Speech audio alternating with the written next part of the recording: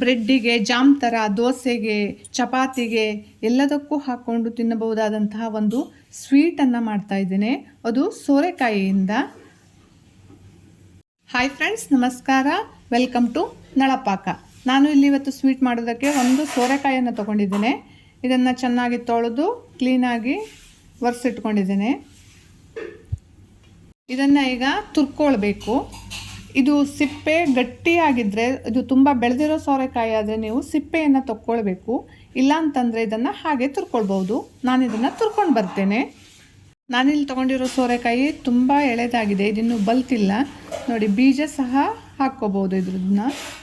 ಹೀಗೆ ನೀವು ಕೈಯಿಂದ ಒಂದು ಬೀಜವನ್ನು ಹಿಸುಕಿ ನೋಡಿದರೆ ಗೊತ್ತಾಗುತ್ತೆ ಇದು ತುಂಬ ಎಳೆದಿದೆ.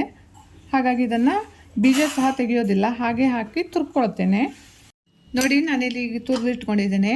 ಈ ತುರಿದಿಟ್ಕೊಂಡಿರೋದನ್ನು ಒಂದು ಬೌಲಿಗೆ ಹಾಕಿ ಈ ತುರಿದಿಟ್ಕೊಂಡಿರೋದು ಎಷ್ಟಿದೆ ಅಂತ ನೋಡ್ಕೊಳ್ತೇನೆ. ಆಮೇಲೆ ಸಕ್ಕರೆಯನ್ನು ಹಾಕಲಿಕ್ಕೆ ಸುಲಭ ಆಗ್ತದೆ ಅಂತ, ಎಷ್ಟಾಗುತ್ತೆ ಅಂತ ಒಂದು ಬೌಲಲ್ಲಿ ಹಾಕಿ ಅಳತೆ ಮಾಡಿ ಅದನ್ನು ಇನ್ನೊಂದು ಪಾತ್ರೆಗೆ ಹಾಕ್ಕೊಳ್ತೇನೆ.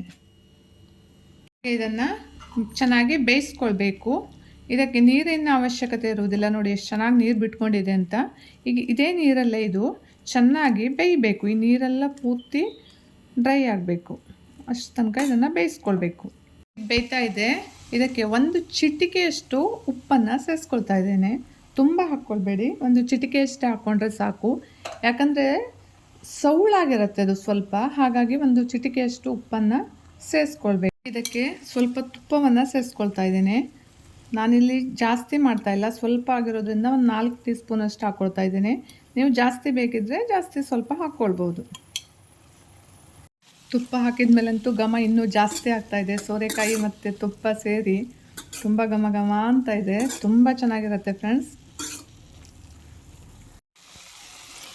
ನೀವು ಸೋರೆಕಾಯಿಯಿಂದ ಏನೇನೆಲ್ಲ ಅಡುಗೆ ಮಾಡ್ತೀರಾ ಅಥವಾ ಬೇರೆ ಬೇರೆ ಯಾವ ಥರದ ಸ್ವೀಟನ್ನು ಮಾಡ್ತೀರಾ ಅಂತ ಕಮೆಂಟ್ ಮಾಡಿ ತಿಳಿಸಿ. ನೋಡಿ, ನೀರೆಲ್ಲ ಈಗ ಆರಿದೆ, ಚೆನ್ನಾಗಿ ಬೆಂದಿದೆ. ಈಗ ಇದಕ್ಕೆ ಸಕ್ಕರೆಯನ್ನು ಸೇರಿಸ್ಕೊಳ್ಬೇಕು. ನಾನು ಇದರಲ್ಲಿ 1 ಬೌಲ್ ಆಗುವಷ್ಟು ಸೋರೆಕಾಯಿ ತುರಿಯನ್ನು ತೊಗೊಂಡಿದ್ದೆ. ಅದಕ್ಕೆ ಈಗ ಅರ್ಧ ಕಪ್ನಷ್ಟು ಸಕ್ಕರೆಯನ್ನು ಸೇರಿಸ್ಕೊಳ್ತೇನೆ. ಈಗ ಇದನ್ನು ಚೆನ್ನಾಗಿ ಮಿಕ್ಸ್ ಮಾಡ್ಕೊಳ್ಬೇಕು.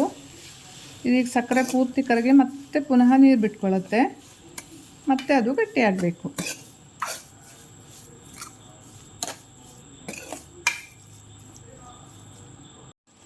ನೋಡಿ, ಸಕ್ಕರೆ ಸಂಪೂರ್ಣವಾಗಿ ಕರಗಿ ಪುನಃ ನೀರಾಗಿದೆ. ಇದೀಗ ಮತ್ತೆ ಗಟ್ಟಿಯಾಗಿರಬೇಕು. ದೋಸೆಗೂ ಹಾಕ್ಕೊಂಡು ತಿನ್ಬೋದು, ಹಾಗೇನೂ ತಿನ್ಬೋದು, ಚಪಾತಿಗೆ ಎಲ್ಲದಕ್ಕೂ ತುಂಬ ಚೆನ್ನಾಗಿರುತ್ತೆ ಇದು ಫ್ರೆಂಡ್ಸ್. ಒಮ್ಮೆ ಟ್ರೈ ಮಾಡಿ, ಮತ್ತು ಹೇಗಾಯಿತು ಅಂತ ಕಮೆಂಟ್ ಮಾಡಿ. ನೋಡಿ, ಇದೀಗ ಆಗ್ತಾ ಬಂದಿದೆ. ಇದಕ್ಕೆ ಏಲಕ್ಕಿ ಪುಡಿ ಬೇಕಿದ್ದರೂ ಸೇರಿಸ್ಕೊಳ್ಬೋದು. ನಾನಿಲ್ಲಿ ಏಲಕ್ಕಿ ಪುಡಿಯನ್ನು ಸೇರಿಸ್ತಾ ಇಲ್ಲ. ಇದಕ್ಕೆ ಸ್ವಲ್ಪನೂ ನೀರನ್ನು ಸೇರಿಸದೇ ಇರೋದ್ರಿಂದ ಇದನ್ನು ಒಂದು ವಾರಗಳ ಕಾಲನಾದರೂ ಹೊರಗಡೆ ಇಟ್ಟು ತಿನ್ಬೋದು. ಫ್ರಿಜ್ಜಲ್ಲಿ ಇಟ್ಕೊಂಡ್ರೆ ಇನ್ನೂ ಸ್ವಲ್ಪ ಜಾಸ್ತಿ ದಿನ ಇಟ್ಕೊಳ್ಬೋದು. ನೋಡಿ, ಈಗ ಇದಾಯಿತು, ರೆಡಿ ಆಯಿತು. ಇಷ್ಟು ಗಟ್ಟಿ ಆದರೆ ಸಾಕು. ಪಾತ್ರೆಯನ್ನು ಬಿಸಿಗಿಟ್ಟು ಅದಕ್ಕೆ ತುಪ್ಪವನ್ನು ಹಾಕ್ಕೊಂಡಿದ್ದೇನೆ. ತುಪ್ಪ ಬಿಸಿ ಆಗ್ತಿದ್ದಾಗೆ ಕಟ್ ಮಾಡ್ಕೊಂಡಿರುವಂತಹ ಗೋಡಂಬಿ ಮತ್ತು ಬಾದಾಮಿಯನ್ನು ಸೇರಿಸ್ಕೊಳ್ತಾ ಇದ್ದೇನೆ. ಇದನ್ನು ಚೆನ್ನಾಗಿ ಹುರ್ಕೊಳ್ಬೇಕು.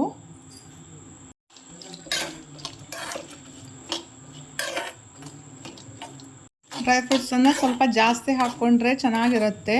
ಹಲ್ವಾ ತಿನ್ನುವಾಗ ಮಧ್ಯ ಬಾಯಿಗೆ ಸಿಗುತ್ತಲ್ಲ, ಈ ಗೋಡಂಬಿ ಬಾದಾಮೆಲ್ಲ ತುಂಬ ಚೆನ್ನಾಗಿರುತ್ತೆ. ಹುರಿದಿರೋ ಡ್ರೈ ಫ್ರೂಟ್ಸನ್ನು ಇದಕ್ಕೆ ಸೇರಿಸ್ತಾ ಇದ್ದೇನೆ ಹಲ್ವಕ್ಕೆ.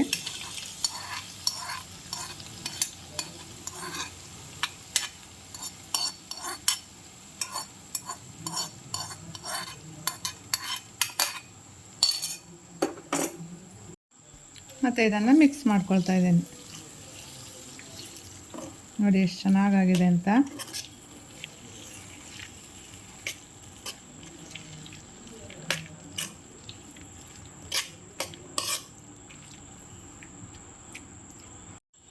ರುಚಿಯಾದಂತಹ ಸೋರೆಕಾಯಿ ಹಲ್ವಾ ರೆಡಿ ಆಯಿತು.